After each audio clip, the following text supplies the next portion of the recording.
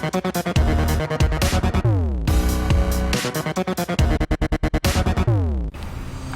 we go. There we go. What's up, guys? Travis here again with Lucky Tackle Box, and today we're going to break down fishing clear water. One of the most important factors to start with when approaching this technique is using a lifelike looking lure. And Live Target's Gizzard Shad, which we included in this month's box, is perfect crankbait for doing just that. The setup with this is really important. I start off with 8 to 10 pound fluorocarbon line for two reasons. First, the narrow diameter line gives the bait the action needed to generate those strikes. And second, fluorocarbon line is virtually invisible underwater, which is absolutely essential when fishing these clear water situations. Next, I pair that up on a slow to medium speed gear ratio like this Daiwa Tatula 6.3 to 1. Lastly, I pair that with Castaway 7-foot medium cranking rod. The biggest advantage to a cranking rod is how much bend it has. If you're using a rod that's too stiff, when that fish comes up and nips at it, you're actually gonna pull that bait right out of its mouth.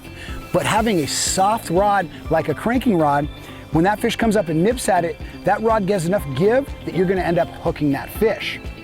Second is, with treble hooks don't often get as much cartilage as single hooks do. So this fish has a higher probability of being able to split the hook. So when you're fighting that fish in and it makes its runs, you want that rod to give so that fish is not able to get the leverage it needs to spit the hook.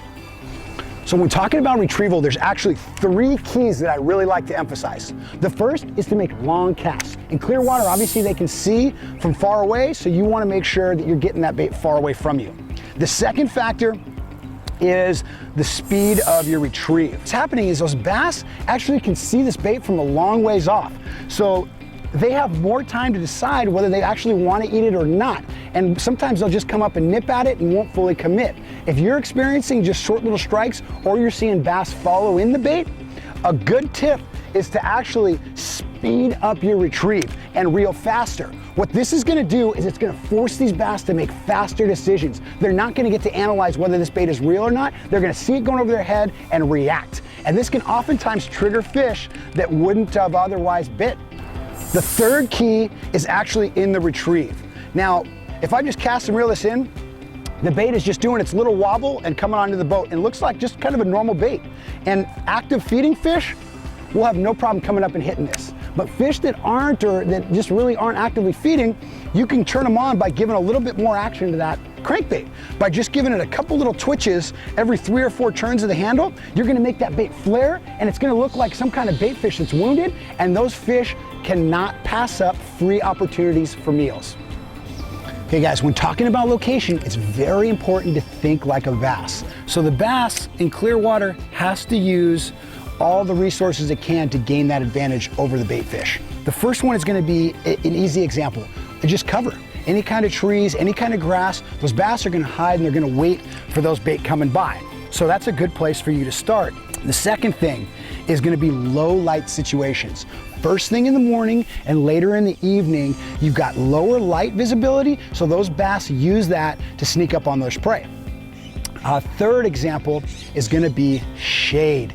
In clear water, shade is so important. Whether it's from a tree, whether it's from a dock, or even if it's when the sun's coming up on a bank, if you fish that bank that's towards the sun, into the sun, you're actually gonna have a little bit of shade on that bank a little bit longer, and that's where those fish are gonna be feeding a little bit more actively for a little bit later in the day. Another example is that fish are gonna move a little bit deeper.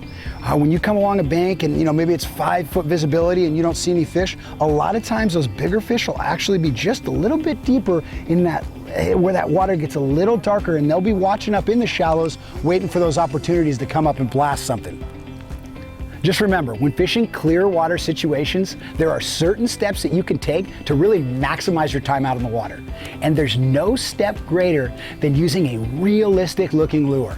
Today we were using Live Target's Gizzard Shad. If you want to pick up that exact bait, I'll actually put a link down below in the description box over to tacklewarehouse.com.